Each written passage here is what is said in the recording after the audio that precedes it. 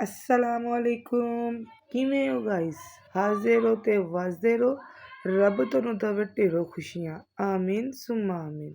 ਅੱਜ ਆਪਾਂ kitchen bye Fatima 'ਚ ਬਣਾਵਾਂਗੇ ਬਹੁਤ ਹੀ ਮਜ਼ੇਦਾਰ, ਬਹੁਤ ਹੀ ਯੂਨੀਕ। ਅੱਜ ਕੱਲ੍ਹ ਇਹ ਵੀਡੀਓ ਜਾ ਰਹੀ ਸੀ ਸੋਸ਼ਲ ਮੀਡੀਆ 'ਤੇ, ਫੇਮਸ ਹੋ ਰਹੀ ਸੀ। ਮੈਂ ਕਿਹਾ ਕਿਉਂ ਨਾ ਆਪਾਂ ਵੀ, ਅੱਜ ਫਰਾਈਡੇ ਹੈਗਾ ਵਾ ਅਤੇ ਆਪਾਂ ਵੀ ਬਣਾ ਕੇ ਇੰਜੋਏ ਕਰੀਏ ਆਪਣੇ ਬੱਚਿਆਂ ਦੇ ਨਾਲ।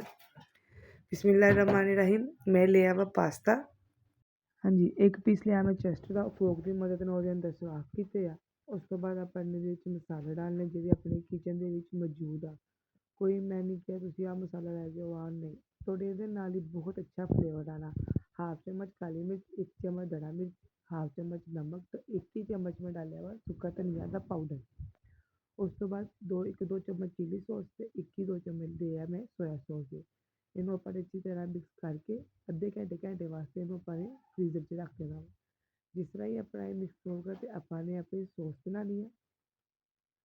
ਫਰਾਈ ਬਾਅਦ 'ਚ ਲਸਣ ਡਾਲ ਕੇ ਉਸ ਤੋਂ ਬਾਅਦ ਆਪਾਂ ਨੇ ਕੁਕਿੰਗ ਆਇਲ ਥੋੜ੍ਹਾ ਜਿਹਾ ਲਿਆ ਵਾ ਅਤੇ ਇਹਨੂੰ ਕਰਨਾ ਵਾ ਆਪਾਂ ਨੇ ਫਰਾਈ। ਜ਼ਿਆਦਾ ਨਹੀਂ ਲੈਣਾ, ਕਮ ਕੁਕਿੰਗ ਆਇਲ ਲੈਣਾ ਵਾ। ਉਸ ਤੋਂ ਬਾਅਦ ਜਿਸ ਤਰ੍ਹਾਂ ਇਹ ਖੁਦ ਹੀ ਆਪਣੀ ਇਹਨੇ ਪਾਣੀ ਛੋੜਿਆ ਵਾ, ਉਹਦੇ ਵਿੱਚ ਇਹ ਪੱਕ ਰਿਹਾ ਵਾ। ਉਸ ਤੋਂ ਬਾਅਦ ਆਪਾਂ ਨੇ ਵਾਈਟ ਸੌਸ ਬਣਾਉਣੀ ਆ। ਇਹ 'ਚ ਆਪਾਂ ਨੇ ਮੈਦਾ ਨਹੀਂ ਐਡ ਕਰਨਾ, ਠੀਕ ਆ।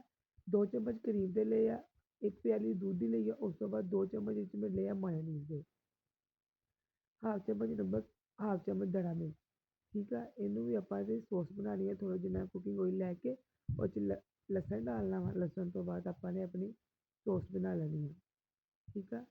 ਦੇਖੋ ਬਹੁਤ ਮਜ਼ੇ ਦੀ ਸੌਸ ਬਣੀ। ਇਹਨੇ ਇਸ ਤਰ੍ਹਾਂ ਹੀ ਥਿੱਕ ਹੋ ਜਾਣਾ ਵਾ। ਇਹਦੇ ਵਿੱਚ ਆਪਾਂ ਨੂੰ ਮੈਦੇ ਦੀ ਜ਼ਰੂਰਤ ਨਹੀਂ ਹੈ, ਠੀਕ ਆ। ਉਸ ਤੋਂ ਬਾਅਦ ਆਪਾਂ ਨੇ ਇਹਦੇ ਵਿੱਚ ਜਿਹੜਾ ਆਪਣਾ ਪਾਸਤਾ ਸੀ ਉਹ ਆਪਾਂ ਨੇ ਐਡ ਕਰਤਾ। ਅਤੇ ਮੇਰਾ ਜਿਸ ਤਰ੍ਹਾਂ ਹੀ ਮੇਰੀ ਸੌਸ ਥਿੱਕ ਹੋਈ ਅਤੇ ਉਸਦੇ ਨਾਲ ਜਜ਼ਬ ਹੋਈ, ਆਪਾਂ ਨੇ ਡਿਸ਼ ਆਊਟ ਕਰਨਾ। ਤੁਸੀਂ ਵੀ ਇਸ ਤਰ੍ਹਾਂ ਹੀ ਬਣਾਉਣਾ ਵਾ ਅਤੇ ਆਪਣੇ ਬੱਚਿਆਂ ਦੇ ਨਾਲ ਇੰਜੋਏ ਕਰਨਾ ਵਾ। ਅਗਰ ਤੁਸੀਂ ਮੇਰੀ ਵੀਡੀਓ 'ਤੇ ਨਵੇਂ ਆ ਤਾਂ ਜ਼ਰੂਰ ਸਬਸਕ੍ਰਾਈਬ ਅਤੇ ਲਾਈਕ ਅਤੇ ਕਮੈਂਟ ਫੋਲੋ ਲਾਜ਼ਮੀ। ਉੱਪਰ ਆਪਾਂ ਨੇ ਆਪਣਾ ਪੀਸ ਰੱਖ ਕੇ ਤਾਂ ਇੰਨਾ ਮਜ਼ੇ ਦਾ ਤਿਆਰ ਹੋਇਆ ਸੀ। ਸਹੇਲੀਓ ਤੁਸੀਂ ਵੀ ਬਣਾਓ ਅਤੇ ਇੰਜੋਏ ਕਰੋ। ਆਪਣੀ ਭੈਣਾਂ ਨੂੰ ਦੁਆ 'ਚ ਯਾਦ ਰੱਖੋ। ਹਾਂਜੀ, ਦੇਖੋ ਇੰਨਾ ਮਜ਼ੇਦਾਰ ਸੀਗਾ।